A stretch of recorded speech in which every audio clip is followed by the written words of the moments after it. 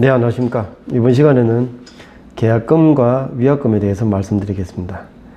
부동산 계약을 할 때 한쪽에서 한쪽으로 금전을 건네게 되어 있습니다. 돈을 건네고 아니면 그 외에 간혹 가다가는 그만큼 가치 있는 것을 상대방에게 주면서 계약을 합시다 이렇게 할 수가 있는데, 그렇게 주고받는 것을 계약금이라고 부릅니다.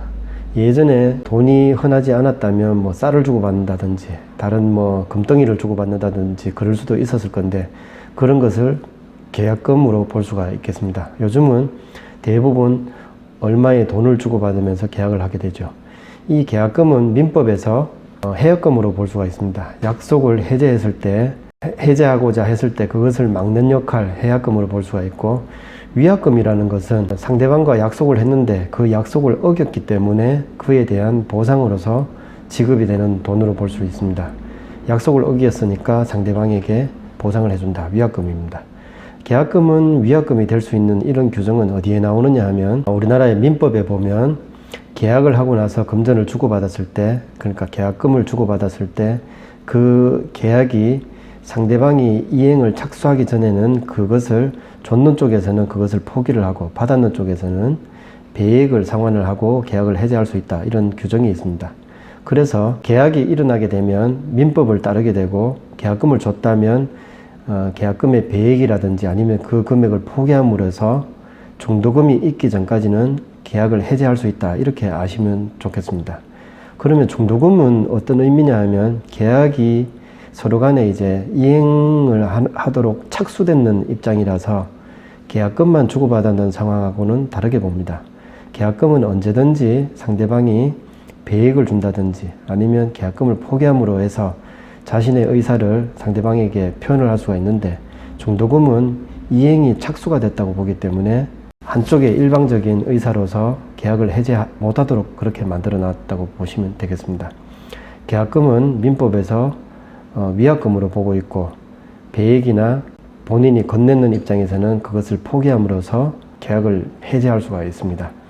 이렇게 계약금과 관련되어서 계약금을 위약금으로 보고서 이런 경우에 부동산 거래에 있어서 여러 가지 일이 벌어지는데, 설명을 한번 드리겠습니다. 우선 첫 번째 경우에 어떤 분이 어떤 부동산을 사려고 계약금을 건네게 됐습니다. 그 부동산이 1억짜리였는데 계약금 10%인 줄 알고 10%라고 이렇게 계약서에 썼지만은 당장에 계약금이 부족하여서 500만 원만 건네게 되었습니다. 이 경우에 계약을 해제하려고 그러면 나머지 500까지 주고 계약을 해야 됩니까? 아니면 그냥 500만 포기를 하고 계약을 해제하면 되겠습니까? 이렇게 물어보셨습니다. 계약서를 옳게 작성을 하고 계약금을 얼마라고 정했는 경우라면 그 10%로 정했는 그 계약금이 위약금이 될 수 있겠습니다. 그래서 500밖에 건네지 않았지만 나머지 500까지 줌으로 해서 계약을 옳게 해제를 할 수가 있을 것 같습니다. 그런데 계약을 해제하기 위해서 500을 주는 것이 상당히 이 계약을 했는 입장에서는 아까운 상황이니까 일단은 파는 쪽에다가 이렇게 인간적으로 얘기를 해서 협의를 하시는 게 좋을 것 같습니다. 일단 위약금은 계약서에 기재되는 상태로서 10% 작성을 했는 그 상태 그대로 이렇게 보시면 좋을 것 같습니다.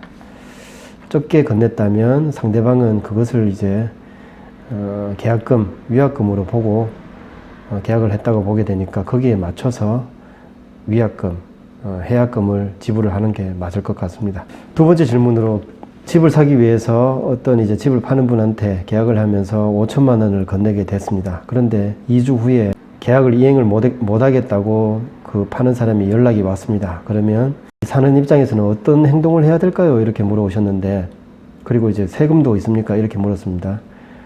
일단 5천만 원을 건넸으면 그 해약을 하려는 파는 입장에서는 그 배액을 상환하도록 되어 있습니다.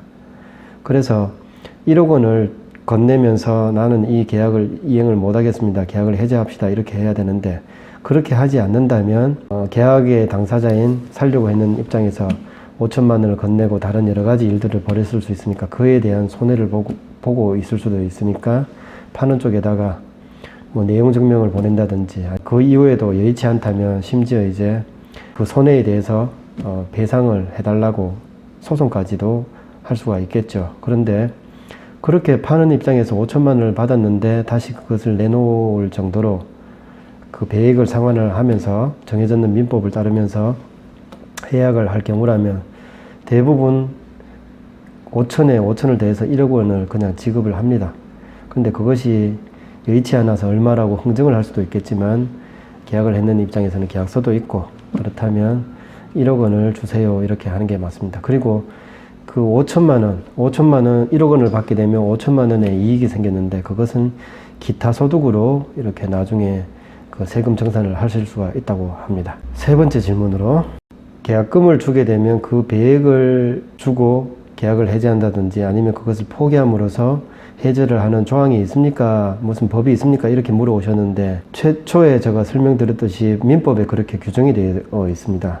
별다르게 다른 규정을 하지 않는다면 계약을 할 경우에 계약금을 건넸다면 그 계약금의 배액을 되돌려 준다든지 아니면 그것을 포기함으로써 계약을 해지할 수 있다 이래 되어 있습니다. 민법에. 그리고 상대방이 이행을 착수하기 전, 그러니까 중도금을 주고 받기 전까지는 일방적인 의사에 의해서 그렇게 해제를 할 수가 있습니다. 그런데 중도금을 주고받았다면 일방이 이행에 착수를 했는 경우라고 보기 때문에 서로 간에 협의가 되지 않는다면 계약을 일방적으로 해제할 수는 없다고 규정을 하고 있습니다. 이렇게 민법에 규정이 되어 있습니다. 네 번째 질문으로 계약금은 위약금이 될 수 있다. 이렇게 계약서에 적어놓은 이 조항의 의미는 무엇입니까? 이렇게 물어오셨는데 계속 설명드렸듯이 민법을 따라서 계약금은 위약금이 될 수가 있고 계약금을 받았는 쪽에서는 배액을 상환하고 계약금을 건넸는 쪽에서는 그것을 포기함으로써 상대방이 이행을 착수하기 전까지는 일방의 의사에 의해서 해지할 수 있다. 이런 것으로 보시면 되겠습니다. 결국은 계약금을 위약금으로 본다는 의미는 해제에 대해서 위약금의 그 규정을 민법을 쫓아서 이렇게 따른다. 이런 의미로 보시면 되겠습니다. 여섯 번째 질문으로 제가 이제 어떤 부동산을 사기 위해서 계약을 했습니다. 거기에 1,000만 원의 계약금을 건넸는데 그 1,000만 원을 포기함으로써 그냥 계약을 해지할 수 있습니까? 아니면 다른 위약금까지 생각을 해야 됩니까? 이렇게 물어보셨는데 계약서에 계약금을 1,000만 원으로 적고 그 1,000만 원을 건넸다면 그것만 포기함으로써 계약을 해지할 수가 있습니다. 그런데 중도금을 주고받았다든지 그렇게 되었다면 그 1,000만 원 외에도 다른 거 합의를 봐야 되겠지요.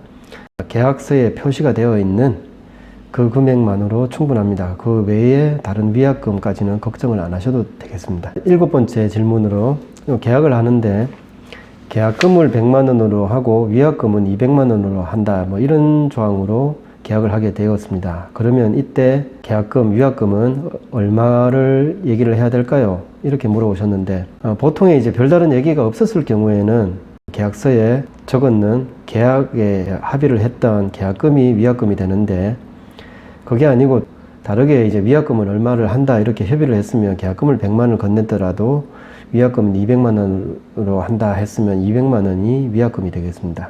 그래서 계약금만 포기함으로써 그 계약을 해지하기는 힘들 것 같고 따로 이제 100만 원을 더 줘서 위약금 200만 원을 채워줘야지만 계약이 옳게 해제가 되는 것으로 생각을 하셔야 되겠습니다.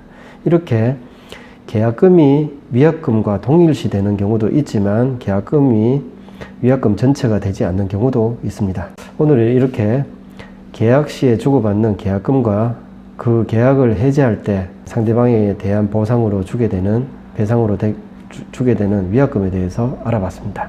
다음번에 또 다른 것으로 찾아뵙겠습니다. 감사합니다.